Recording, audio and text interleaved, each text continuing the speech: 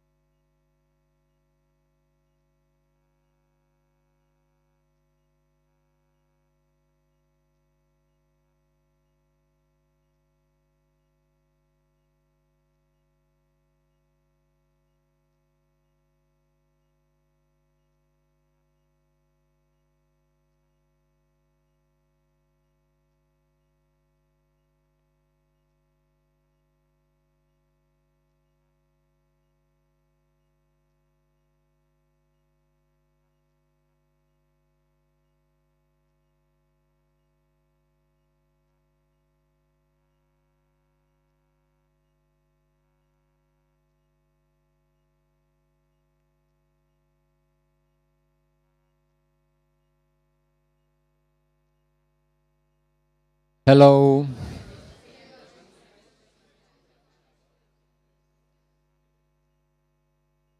So, welcome everyone. Good afternoon. Very nice to see full room for the lecture that it's starting the Graphic Elisava lecture series this time. I know it's cheesy, but I'm super honored that they are here to open this cycle with Norm, with Dimitri Bruni and Manuel Krebs. If I'm not wrong, they are celebrating 25 years this year of activity.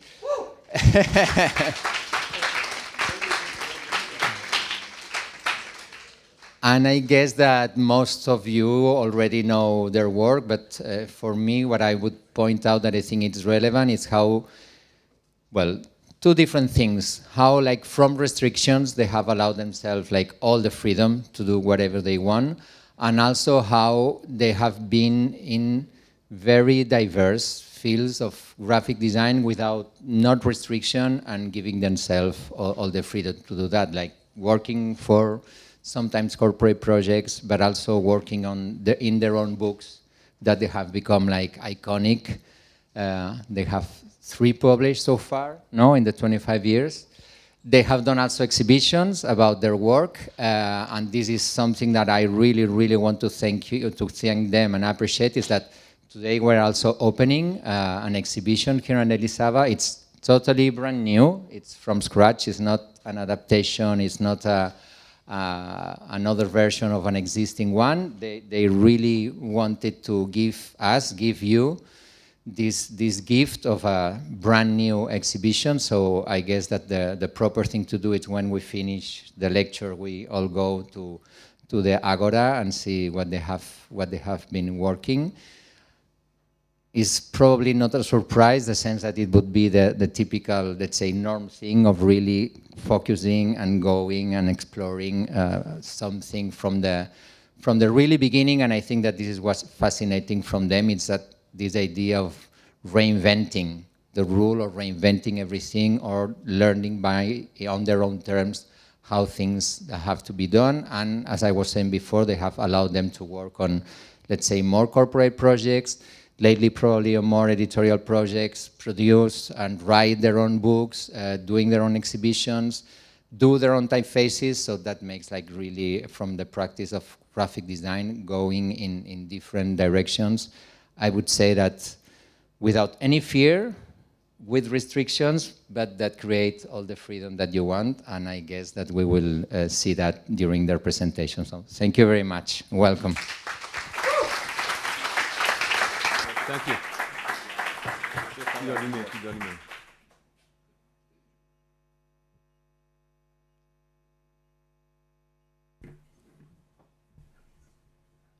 Thank you very much, Mark. And thank you for the invitation. We are very happy to be here, and we are happy to talk about the project we are going to show, or that is hung up in the Agora space. And the focus of this talk is about this triangulation project. But before we can talk about triangulations, we need to share a couple of things. Maybe we want to explain how we got there. For us, we also recomposed this lecture, so it's about the perpetual or the everlasting seduction of combinatorics that we would like to talk about. First things first, combinatorics, that's the first line that comes up in Wikipedia. I think we started doing things, or started doing graphic design without really having a notion of, we were not meant to do such number-based design initially. I went to art school because I wanted to have less mathematics, and somehow finished up with more number-based practice. So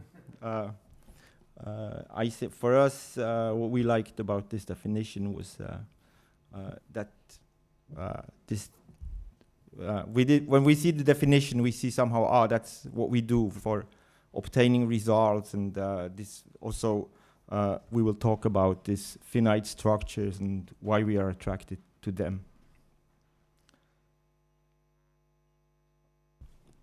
We go way back to our first publication that we did. Mark mentioned it 25 years ago in 1999. It was called Introduction, and it was it was a book project. And actually, this was the reason for our name somehow, Norm. We wanted to make a series of publications that would come out twice a year. So when we opened our studio, when we moved to Zurich, this was Introduction. And Introduction was some kind an overview or a manifesto, a little bit about the graphic space in a way. We had defined different groups and fields and developed this in this very short book, which was like 32 pages, 36 pages, something like that. And there, a part of this was also that we said, the projects have to be on all levels somehow. It was at the same time a website, and it was an exhibition, and it was this book, the Introduction. Yes. Can maybe add something? Yes, it's maybe this picture is maybe also talking about the things that happens after that, because yeah, we were really convinced, or just we wanted to talk about things, or the way the graphic design is using all the day and so. But we have also always had a link or connected that with three-dimensional objects, connected to the coming from the two-dimension of the things we have developed, and just to materialize them in a way to be in direct relationship with the thing we're talking, the two-dimensional space. So it was a kind of materialization of that. Some of them, most of them are quite abstract objects or things that are adapted or transporting these shapes or these signs that we have developed. And I think it's maybe a point that we have to say. It was our first exhibition that we submitted for the competition, Swiss Award competition. Yeah. It was the exhibition for federal grant, and we had speculated that we would get the prize money to have the book printed, because we had already printed the book, and so it was at this moment also very much like to make a statement. So it was at the same time about this book also, but also about our identity, I think, somehow. So, but just so to come back to combinatorics, maybe.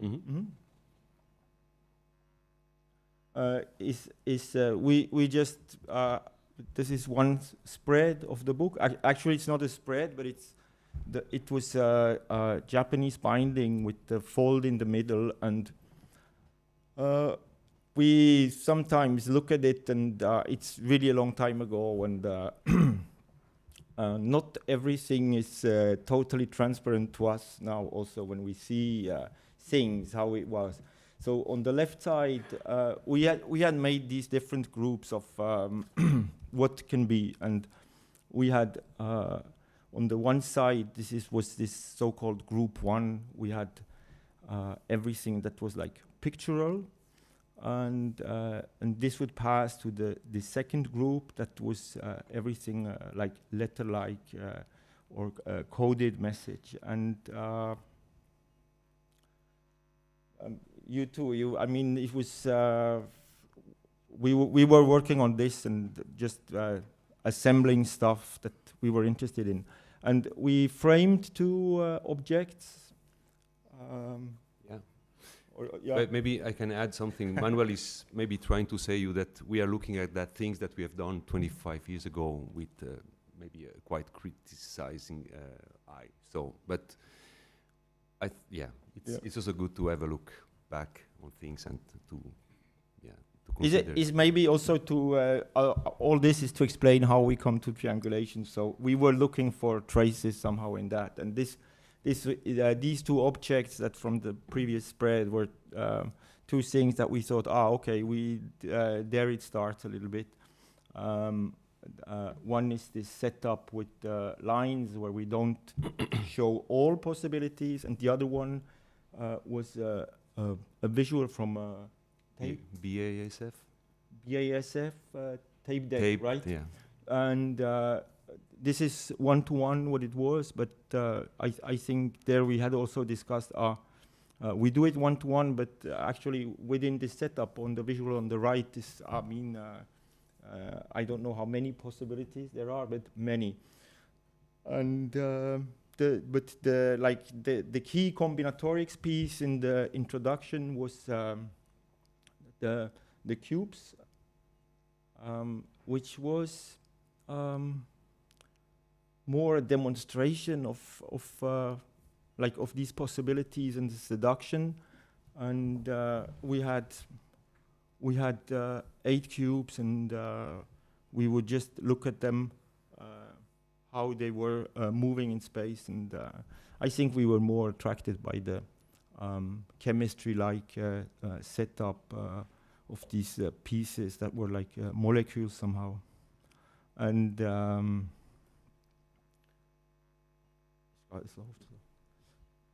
we just animated this now. We made it for, and Dimitri was saying when we did it, the drawings were not very precise, and there are jumps, and we said, it's with digital patina, and we like that. So at this position, I think we wanted to talk a little bit about maybe our motivation or our background when we started our studio. We came to Zurich in the late 90s, and I think it's in Switzerland computers came relatively late, and we were aware of what was happening around.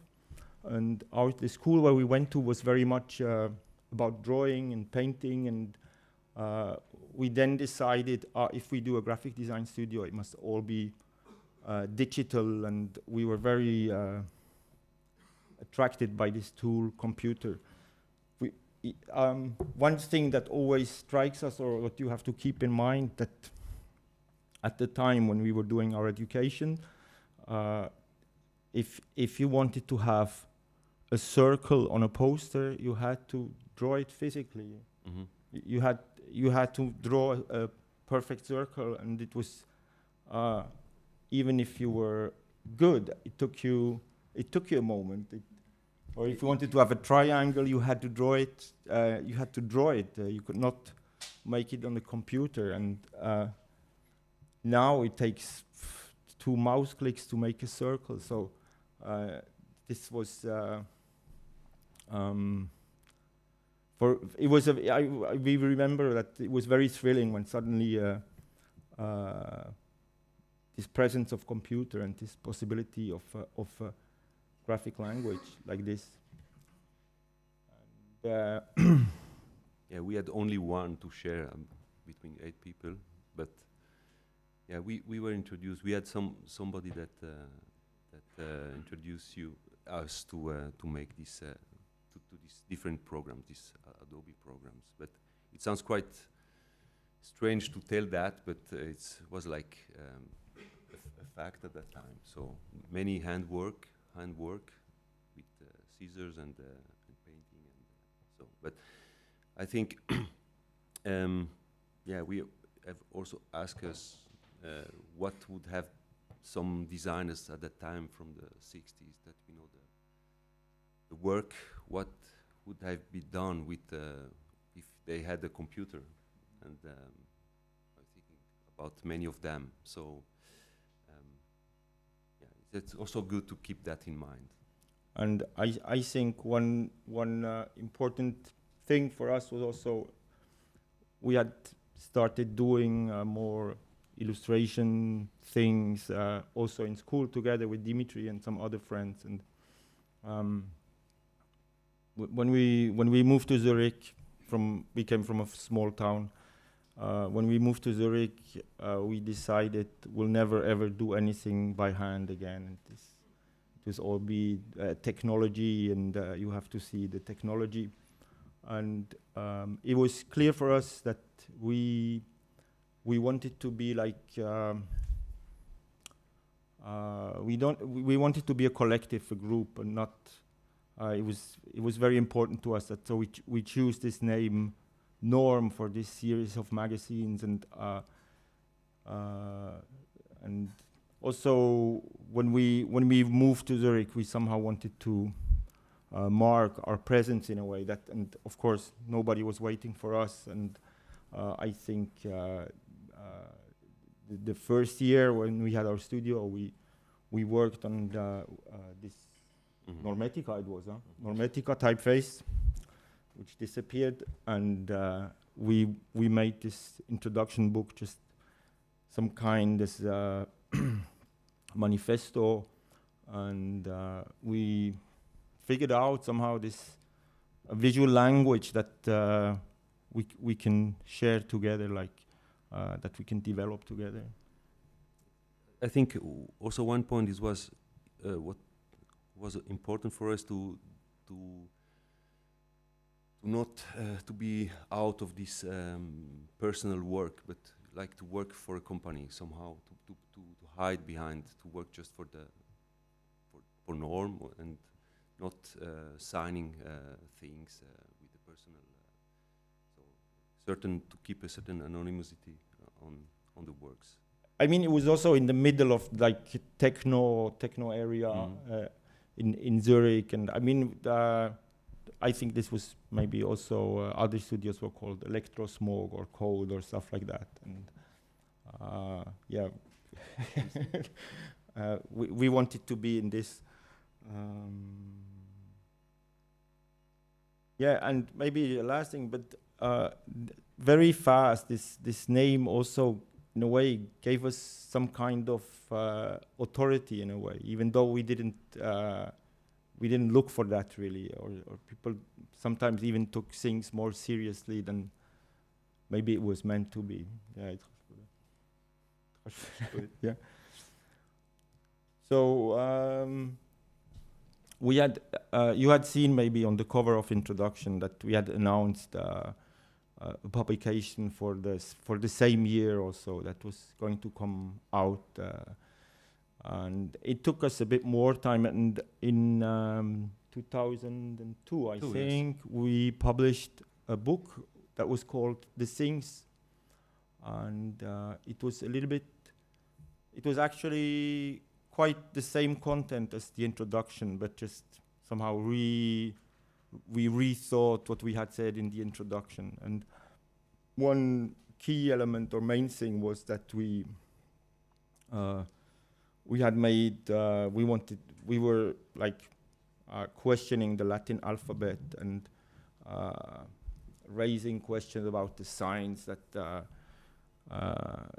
there is it's something grown. It's not a concept, or that people would, if somebody would have made now a concept for a writing system, it would not look like the Latin alphabet, because obvious problems that some letters look the same or almost the same, that numbers look like letters, things like that would have been avoided also. I think there were many questions, but so we said, we don't want to make the mistake to propose a new alphabet, but rather we would do we would take the most simple grid that can be, but complex enough to produce or reproduce all the Latin letters that would be in this,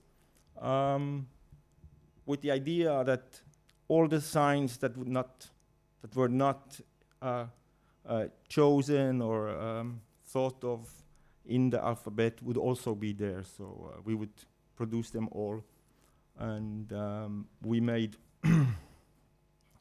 how many signs? 65,360. So we made all these signs, and you just see here on the left side combinations with one element, 2 elements and 3 elements. And of course, we just highlighted 4 of them that you see are everything is in it. And so one part of this book was these sequences of signs that you would get. And we to underline. So our web part for this was to make somehow an application that we call the sign generator. Yes, it's on the website. I don't know. Just going to show. Warum zeigt's nicht an? Zeig's nicht. Oh. Okay. Why? Ah.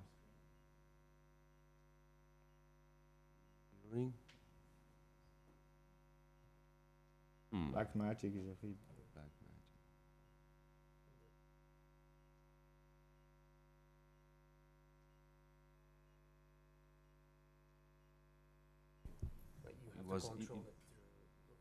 Ja, het is zeer goed. Nog wat besser.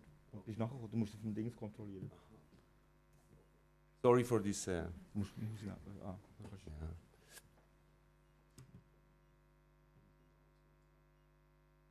Somewhere in the space, but don't know. It's okay. Ah, here. Okay. Yes, we have worked with Jörg Lenny that we have met quite early in the. Maybe the name is common to you. To work on the program that can generate all these signs. So it was like a tool online that we have programmed that you. I have to make it here. Not sorry.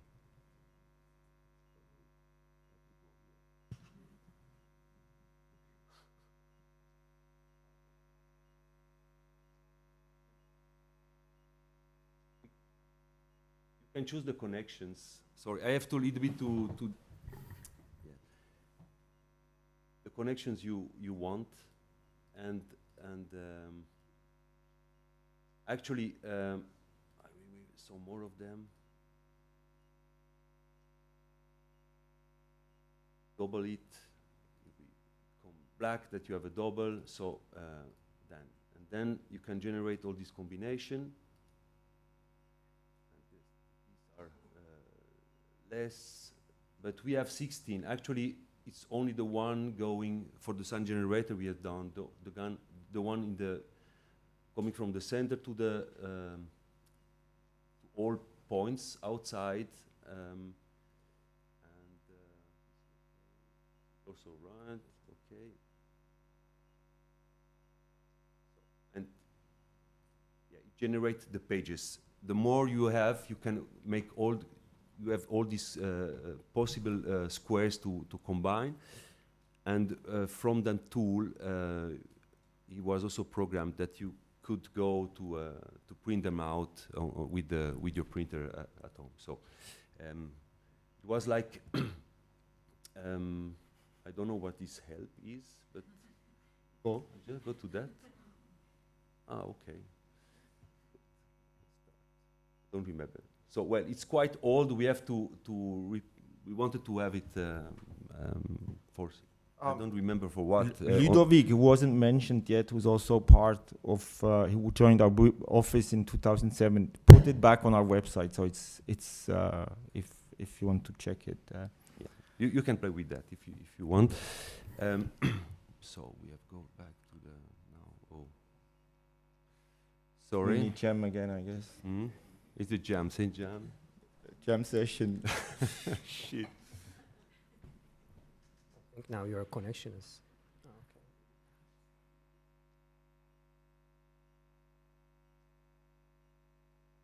Thank you. Was aber nicht richtig. Ah ja, richtig. Jetzt kommt das. So okay, there was this this online application, and the other thing we did we built also a machine. This was called the sign generator, and it did more or less the same, but it was a very big object. It was maybe almost 1 meter large, with LED panels, and this was like our exhibition piece for this book, and somehow gave it a lot of importance somehow with this machine. So it was a bit the key to this, to undermine this is relevant. Part of that is also a keyboard that we also, made, and you could write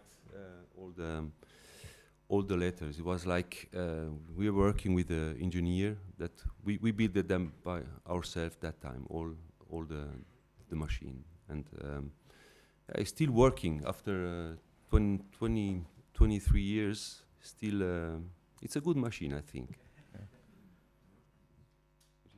No. So I think also for this project, we were never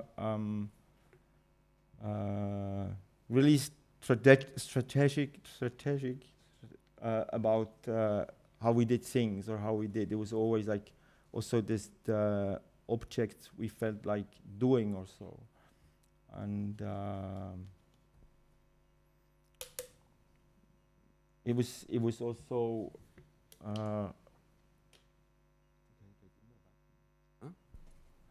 It was also like here also like technology was like computer or the relevance of computer, and I remember we were in a lecture of Paul Cox, the illustrator and stage designer, who said, you have to love the tools you work with. It's very important. And I remember us discussing, walking out of this conference, talking about whether we love the computer or not. And Dimitri, you asked me, and I said, I'm not so sure. It's not somehow I depend on it, but it's not that I love it. And yeah, I don't know. How about you? I love it, but yeah, we would like to. A lot of questions that came to us is if we are also programming by ourselves, just coding and so. The answer is always the same: no. Unfortunately, we would love to. We have most of the time done the thing by hand. So maybe coming from the time at school that we had learned, I don't know, but. Also done by hand on the computer, like this, all these signs in the things. We had we could output the signs, but we had to assemble them by hand, if you want, into the pages, right? Yeah, we always answer that we are maybe working in a programmatic way, but not programming by ourselves. So, but we have help. We have asked some people that help us to make that. We also, I mean, there was all this design in the late 70s that looked or tried to look as if it was done by the computer, or like the aesthetic of computers, but actually it was done with rapidograph and things. And I think much of it is also a bit like this in our case, that we make it look a little bit programmed, but actually it's done by hand. Yeah. So yeah. Mm-hmm. So we're going to make a small break. Yeah. No, it's not a break, but we skip. We had announced another book because it was a series that was meant to be published every twice a year. So the one was Introduction 99, the things 2002, and then so. Then a lot of time went by, and only in 2020 we published Dimension of Two that we are going to talk about. And we just want to say that it's a bit misleading also, this presentation, maybe, because we only show things that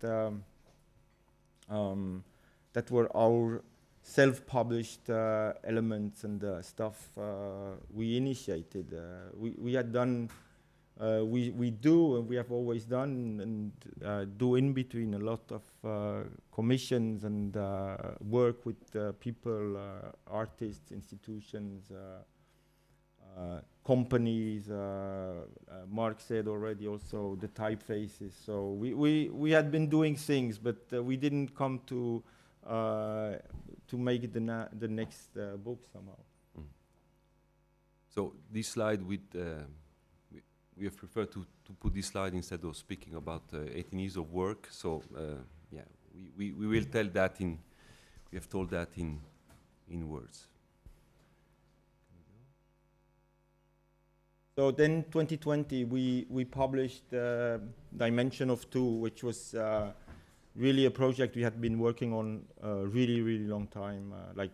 We had not been always working on this during 18 years, but we always thought, we need to take some time to do it. And finally we started booking one day a week that we would work on it. So, but it was a lot of components that came together. It was a large book, more than 500 pages, and we had these different chapters. And yeah, exactly. We had 9 chapters, and more or less it was. We corrected some errors we had made in the 2 previous publications, and also what we said. We then said, it's a trilogy, so it would be over. You know that. We kind of had to escape this thing of it's a series of books. So it's a trilogy. So it's over and done, and we can move on to other things. So this was also, and here it's a bit clearer. I think the setup also was maybe more cryptic, even though also Dimension of Two was very much a very closed. System somehow. We always try to avoid references to like existing things, so it was like everything we were saying or doing was like somehow in our universe, and it is something we had total authority on it, so we could say and do and show whatever was right for us, so a very short way, because we could discuss how is it group 2, or what is the relevance of it, and so that was basically the setup. Switching. When you talk too long, it yeah, when you talk too long, it's switching. So. With the book, we had an exhibition at the Museum of Design, and the exhibition was also like the 8 chapters of the book. Each had like a space or a part of a space, and so we are also looking a bit about these combinatorics pieces that we had. So one was this part that was the letters, where we said, okay, all the letters, but as we had it in the sign generator, but we broke it down. Why? Don't like the speech, huh? It does. So this was actually posters we had been doing for an exhibition, 4 of them that we would. Sorry. That we would cut the upper part of the poster is indicated by this thin orange line. So we would have these 4 components that in this chapter was like, okay, this is the basic elements that for all writing is the base, and we can constitute all kinds, all letter-like shapes. We can build with these basic elements, of course. And the other element, or the other, like I think the most combinatoric piece in the exhibition was a big wall with posters, 45 posters, where we had printed with 9 screens these posters that would work in a superposition. And before we talk about this, we want to say, or we need to say, yeah, that this was something we had been thinking of, or that was like occupying us. We did several projects. One was this project, Superficial. I think it was for an exhibition in Chaumont, and I think the question, the briefing or the question was, what is graphic design? And we then did this project. So this was, I think, 64 posters, right? That were in a given sequence, like all the combinations of 6 screens. So the systematic was like this. And maybe you want to yeah, I mean, it's, well, we have a, I don't know why it's always. So we had.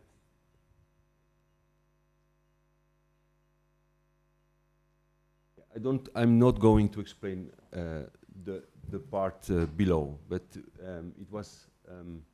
We had these 6 screens, and actually in that way we have combined them in a different way that from the one from the exhibition, from these ones, and yes, we have defined 6 groups of the screens with quite different elements on them, and actually there was really the old combinations with these 6 chosen colors. So the project is one with the 64 and the printer. Maybe to make a short story about the printing. Was printing in 6 stream, and the way to print that was quite complicated, because you had to have a plan, a really clear plan, how the printer had to print before and after, and which one, and take out of the machine the one, and it was like, and when they brought us the posters, we have noticed they had to make one mistake, and we were going just half a day before to install the exhibition in Chaumont, and we have noticed that they printed 2 times the same. It was missing one, and Manuel was like, "Hey, nobody's going to see that." I said, "No, we are not going to do that." And we have called the printer, and we have explained him the problem, and he was so nice. Come just right now, send me the film, and he printed extra for us this missing poster. So we had at all an edition of 10 times the 64 posters. So we go to the printer and go to Chaumont just for the short story about that. That was also a similar project, maybe it's a bit less pushed on the combinatorics. It was a wall. It was for the next design biennale in Chengdu in China, and it was a big wall, and we had 21 meters, and there were 396 posters, but they had all the same base, so it was. We had few screens, and but we had arranged them in a way that we could. We had the red screens that it was 6 of them. If we turned them, we could compose these letters, and underlaying was this blue shape that was the same for everything, and we had 5. Yes, we had the 5 most frequent letters in the of the English language, and a joker, and so we mixed those posters. It was also very complicated to explain, because additionally, I mean, it was printed in China also, right? And this was also, we have given the file not knowing really much how to control that, what is going to happen. Like in Elisava, yes. Yes, but we have sent them a really long mail to explain the things, all steps, and we were waiting for an answer that everything was clarified, and I said, yes, thank you very much. Was the answer. So. Yeah. So, but yeah, they were beautifully rough printed, and yeah, they were. We could take some because they had made some too many. So we still like them. And that's the last. Also, I mean, also a combination of films. This was about, I think, 2012 in Museum in Bolzano, an exhibition about this new public with social media, and we had this poster which was at the same time for the exhibition and also a part. It's the only commission that we're showing here. Yeah, I think so, kind of. So to come back to this exhibition related to this wall that was outside of the exhibition with the dimension of 2, the exhibition was called It's Not Complicated. So that was the poster, this poster installation, where we had 9 screens, like for these 9 chapters. So we had a screen for each chapter with each its number. And we finished again in black and white. We had very colorful versions, which is also pretty.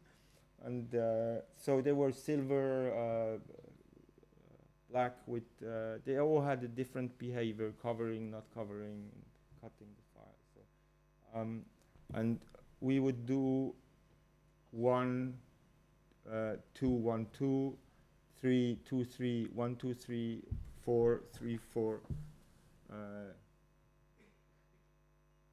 1, 2, 3, 4, and etc., etc.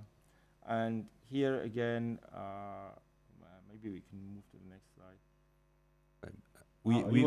We had just to find another way of combine them, because the wall here was limited with the, so we have found a number that was going quite well on the wall. Yeah. You know, that it would fit into a rectangle and not have one blank position. And here also, of course, the big challenge was, again with the printer, to say, print all the 45 with the, sorry, no, not the 45. But we start with the first color, print this many, and we have different piles, and this is just like, for each film we had this instruction, where to put them, from where to take, where to overprint. So that's, I think this was the big achievement. And from this we also made, so this was this French format, 120 by 176, and the Swiss format is 90 by 128. And we took, we would take one of those posters and then just add a film. So on the right side would be the posters for the exhibition. It's not complicated. And last thing from this project, before we talk about triangles, we can keep this short, is about divisions, which was one part, which was one chapter of the exhibition. So it was basically about how you divide within a mirror, how you can divide in columns if you have a certain width, in our case millimeters.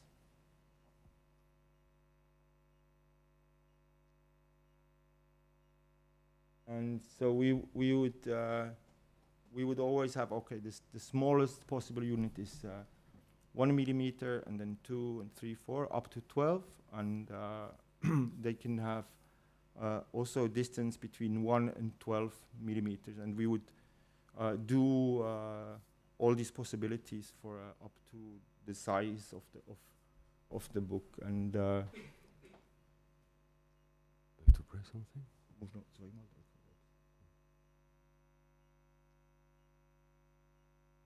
We, for the exhibition, to make it more understandable, we have made a programmation that we are, don't no worries, you are not going to show that this during 40 minutes. So, but it's it was all the possible division possible until the layout of the book. So we have started to 1, and I don't remember the last number, but and we have displayed this this film until is during 40 minutes. Yes, but for us it was quite also interesting, this aspect of combinatorics, that and also this relationship that we had since very long time. We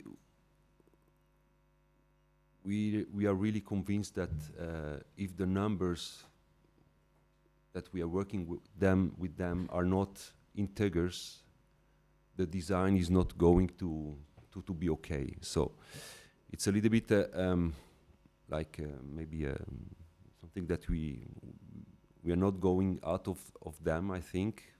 Maybe, I don't know, but it's yeah, we trust really much this millimeter system, this metric system, and our layouts are always based on a baseline of 1 millimeter, and this is also the way we have done that for the division. This tool here is also we have a programmed a tool for us also to help us to find the best way with when we work on books with the columns, the gap in the middle of the columns, and the all setting on the page. And this is something that we are using to work with. Maybe it's also that when we started working, there was a moment where we were a bit. We would do books for a exhibition space, and each time it was somehow different visual language. So it would be more. I don't know, we would be using Garamond and central axis, and I don't know. Each time it was a bit, it was like a role game somehow. And we discussed, we thought, oh, we don't think this is right. We need somehow to have, it cannot be that we can have every attitude. This is somehow not honest in a way. And we started regulating certain questions that we said, oh, we don't need to look at all the typefaces, or we don't need to look at all proportions. We don't mix typefaces, stuff like that. Somehow happened to be more and more in our work, and somehow gave us a freedom also that within these restrictions we could be operate like more freely then.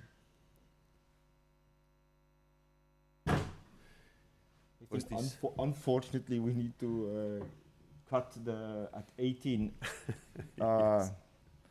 but you can guess a bit.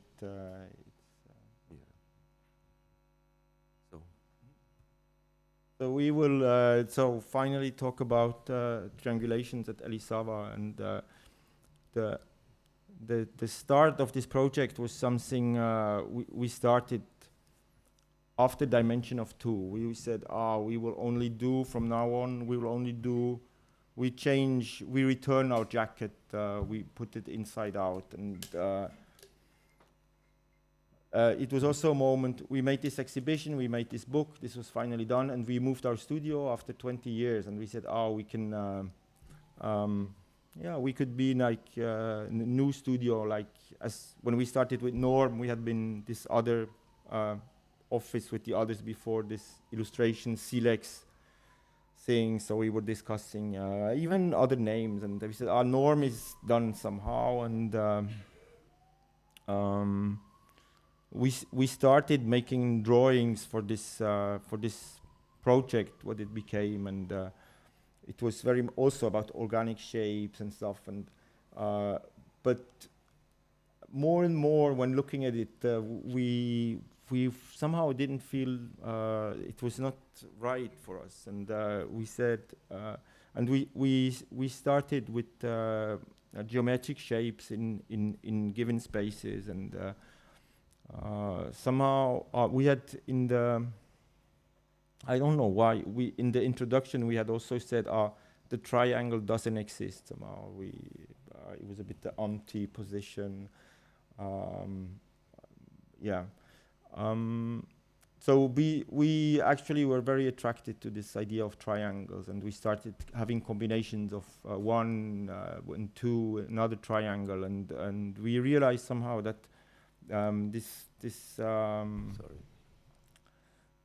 we started working with combinations of two triangles in a square, and the thing we were really attracted to, because it was bearing a lot of strength, and it had a purity, was when we started working in the rectangle again and on this given grid. So we started out with making all the connections with one line within the grid you have seen before. 120 possible lines we can make in such a square, and we then made all the connections of 3 points, which turns in most cases out into triangles, and this is the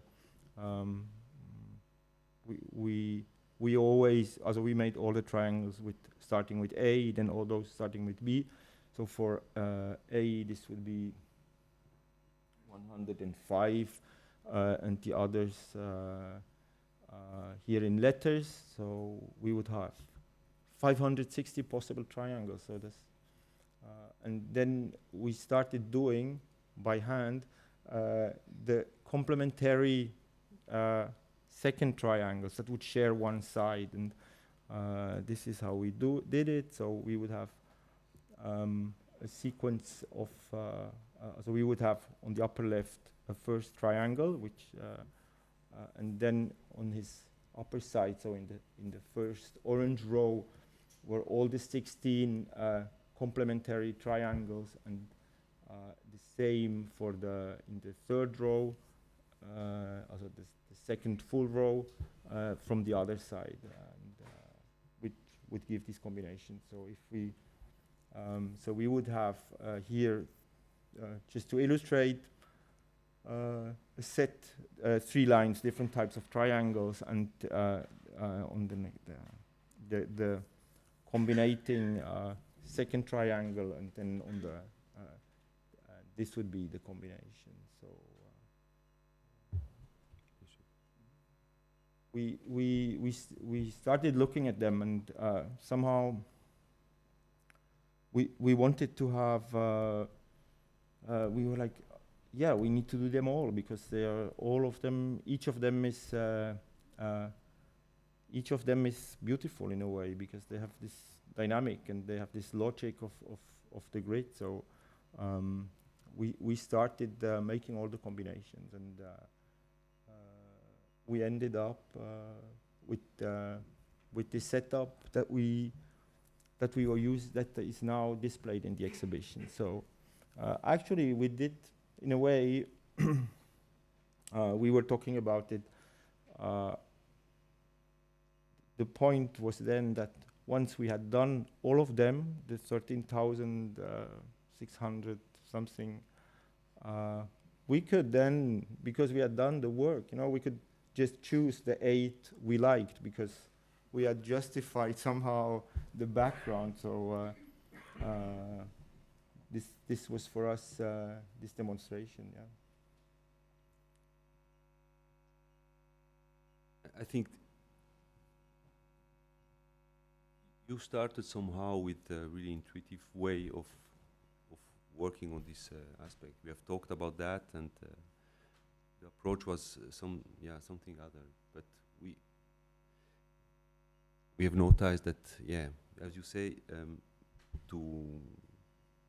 we had to have all of them to choose. And I think this aspect, the how it could, there is the wall that we have decided how it could be, is also really intuitive way. There is many possibilities to do the wall with the big triangles, but it was actually easy way to do it, choose to do it like that, having done all this combination before.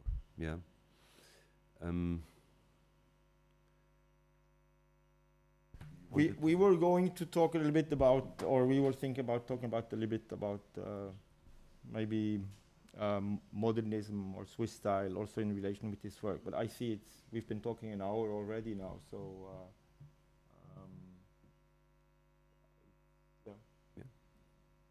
also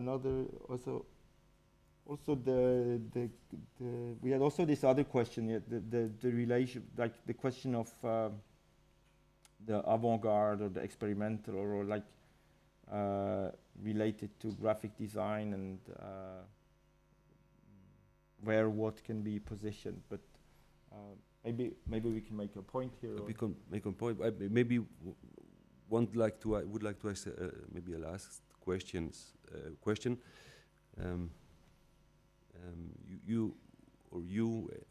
Or we have said after Dimension of Two that it's over now with these topics, and that we have it's enough. And but I would like to ask you about the combinatorics. Is this the last one we are going to work on, or that's what we said. Yeah, I don't know. I mean,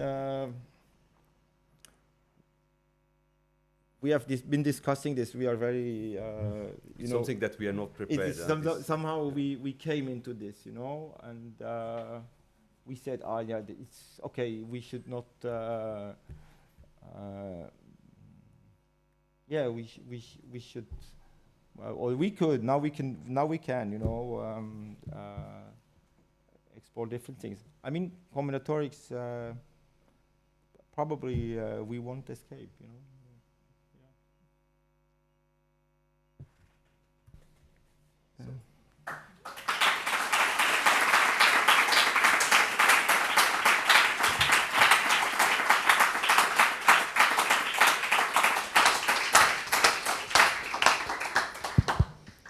Thank you very much, Manuel and Dimitri. Are there questions in the room for Norm?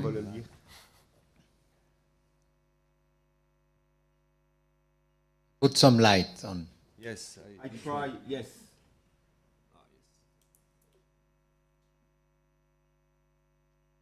Hello, thank you very much. For me, Norm always was a mystery, because you only see like your publications and your studies more than your work. And for me, it was like, I think, one of the first times that I saw like your actually work, what you're doing for clients. And what I wanted to ask you is also, do you work like a similar way? Because what you showed was also really similar, like with some kind of system behind it, and also working with your own style, with your own typefaces. So is this also what we see from the website? Is this what maybe your style? Is this what also is in the work of commission work, or is this totally different? Yeah, I think. How can I answer this question?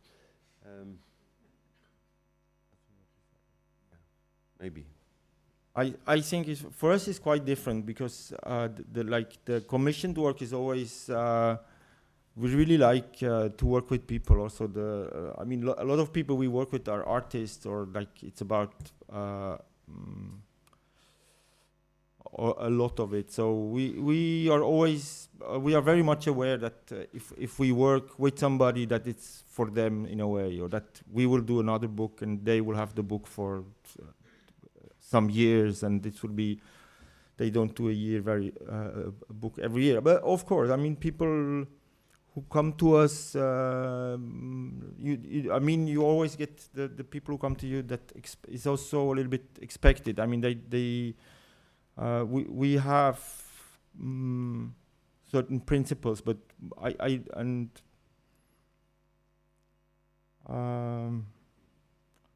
yeah, it's not. I mean, we try to be systematic or logical, or we try to have reasons for doing things, or we try. I mean, I think the output is not the same as that, of course, because we have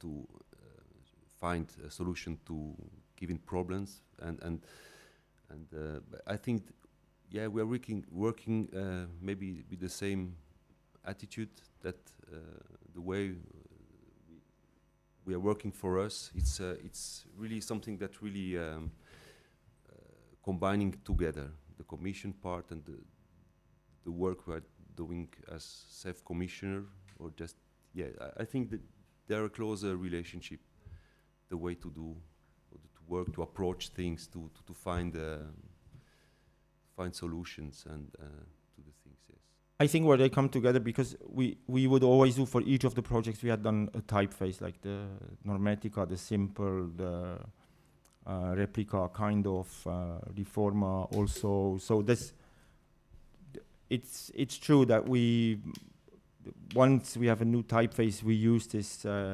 extensively. So visually, it has certain connections. Yeah, I don't know. So in the end, you can't escape from your style. So what you're saying, or if you maybe want to switch a little bit. Yeah. You were asking if there was no escape from our style, and you know, I think since we have this part of the work where we don't. It's really just we own somehow justification just between the two of us, and the other one is really we are very open when we work with people, and we listen to them, and we are very friendly, and yeah, really for certain things. Yeah, no, but thank you for asking. Yeah, but I think it's over all these years. I mean, we have moved 3 years ago, and it was funny because we have all to pack all things to go into the archives and take out all the things, and we have found things that we actually have forgotten that we have done them, and we are looking at that and we say, it was like, hey, are we something as have we done the same thing 25 years long? But a lot of things changed also over the years. So there is a part of them that I think it is not going to change, really not. And other things we have also opened a lot of doors to work in this commission way. Yeah. Other questions?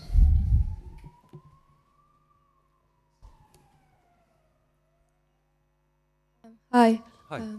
So I feel like a lot of your practice, I mean, you mentioned that you missed the whole chapter on Swiss modernism and graphic design, which I think explains a lot of your practice and who you are. And so my question is, while your process is very beautiful, and I even sense a certain irony. No, it's not about the result, it's about the process and the logic. My question to you is, in today's time, would you say that these designing programs can be a bit critical somehow, like go beyond the beautiful and the logic, and just kind of be critical of the context where we live in and everything else. I don't know if my question is clear. Yeah, I thought if you are asking kind of about the responsibility of that you have, or that when you publish things, what it is about. I understand. Yeah, that's is certainly. I mean, the field we work in, or like the things we are concerned with, is very introspective in a way, and I agree with that. That we could open up on things, but maybe I can say that quite many of the projects we do are about more that we do in collaboration with people that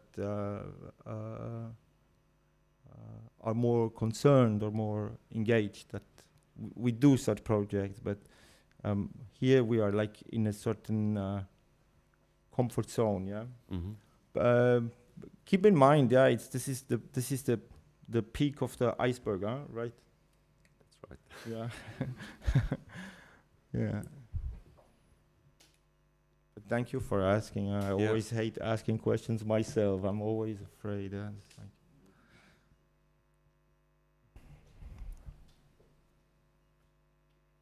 good evening. My question is, what would be your advice in terms of building a visual language?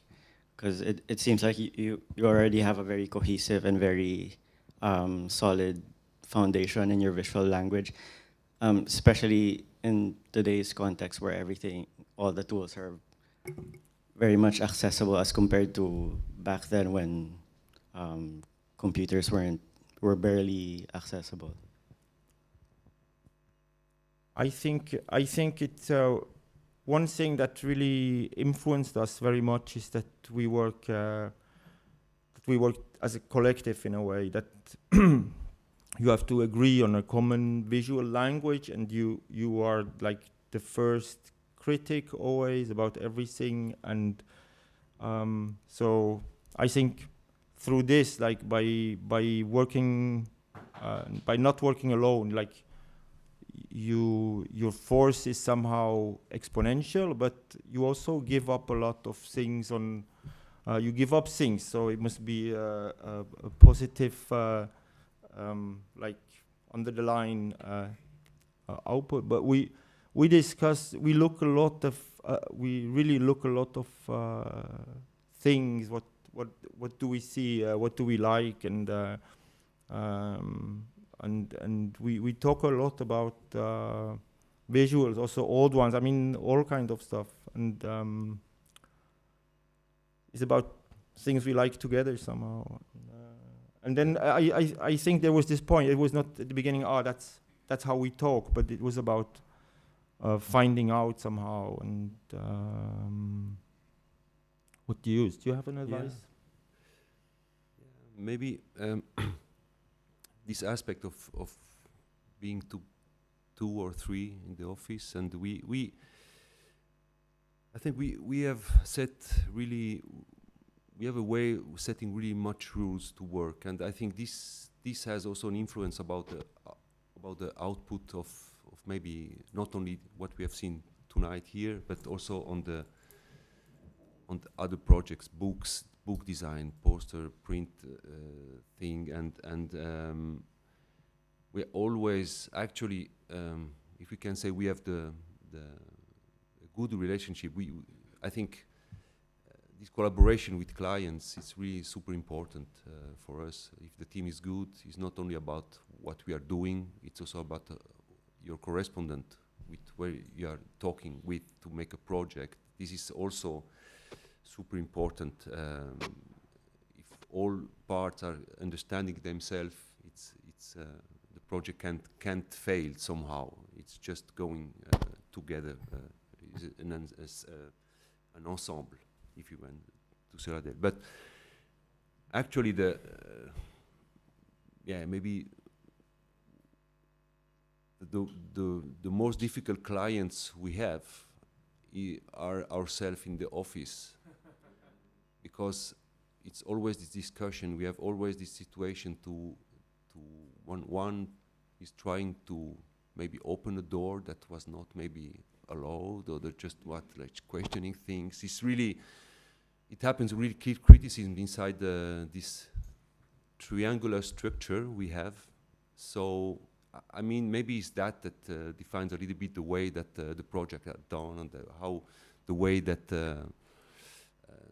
how the outputs look like. And we are more interested in the process of the projects, even more than the output of the projects, because I think the good outputs can be many of them. There is not only one, and but we are guiding that before discussing and criticizing really much in the doing of things. So it's maybe that a point that could be an advice, or I don't know if it's a good one or the bad one, but it's the way we are a little bit working. So I also don't know if it's also, that's also something we keep asking ourselves. If you go deeper, or if you go wider, you know, if you do the same, it's the same again, you know, we did this already, you know, say, but it's a little bit different, like the man who was always painting apples, and they say at his opening, you made apples again, and then he says, no, this time they are green, you know. So about using the same font, we are just all the time, you know. It's a question that we have solved somehow, also because we don't like the multiple choice. We never had like that, actually, and more binary. Yeah, maybe, and it's more about the question: what are you going to do with them? So there are so much possibilities anyway. Yeah. Thank you.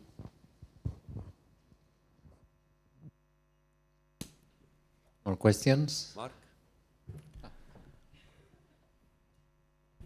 Das wird sicher eine schwierige Frage. Eine schwierige Frage. Very complicated question. Thank you so much. It's really a pleasure having followed your work for 25 years now. Two questions that may or may not be related. One is to ask, in the systematic way that you work through design, how do you see its relation to teaching? That's the first question. And then the second question is, I'm curious how you think about the work now in the era of generative AI. Mm-hmm.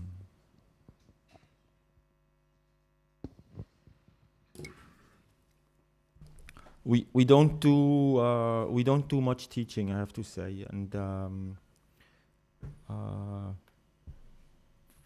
when we did, we would do workshops maybe once in a while, and we were mostly at ECAL in Lausanne, and we were always a bit. I remember there's always many workshops at the same time, and we were always about. The results of our workshops were very different, you know, from and others had like, that's very much like, the school of this guy or this person, and I don't know. I think it's I think there is systematic is for certain things certainly a necessity. That I think is inevitable, and to be systematic about things, or to be logical about things, because it's all about creating order and structures. So you somehow, I think, cannot avoid this, but I wouldn't know like the best way to teach this somehow, or you have to probably find out yourself or so. I don't know. Also a kind of provocation, you know. So this it would be actually, I mean, working systematically or just with a systematic is something that is seeable at the end. And in the way of teaching is also this question how, because we like very much also other works that maybe the systematic not really, there is no systematic. So I don't know if it's the teaching in that way is good, you know. But of course we will judge, or we will look at things and discuss with the students more about what they're interested in, and what maybe in a systematic way, but I remember you just told it was like at the ECAL at the time, but that we were teaching, there was giving workshop at the end. Every project were looking like works, you know. Yeah. This also this old-minded teaching and students that, you know, they are coming from one route, and they follow the way of doing the same. And I don't think we are really interested in that. So as a autocratic way, but Weingart says something really interesting also about that. He has a quote saying,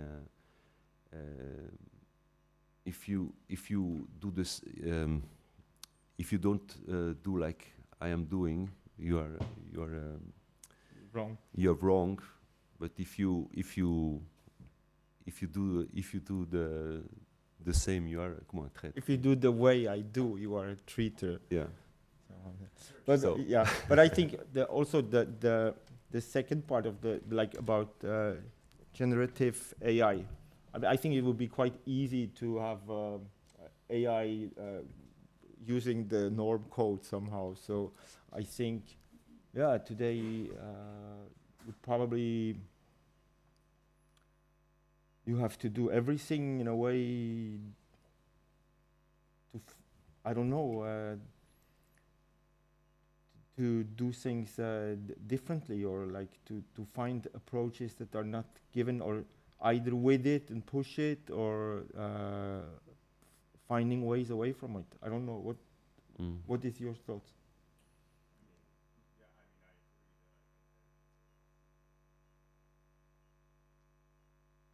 A longer conversation. Okay, but, okay, but I think that it requires almost a breaking of systems as a system, or a thing that can introduce, as you say, whether it's a glitch or something that creates a connection that otherwise wouldn't exist, or even the subjectivity itself of the interlocutor. But a longer conversation. Yeah, sure. Yeah. Thank you so much. Thank you. More questions?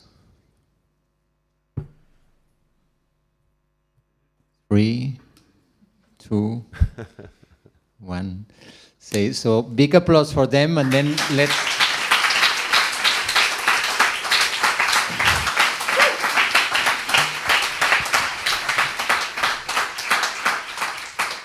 And let's please go now to the Agora and see the exhibit they have prepared. Thank you.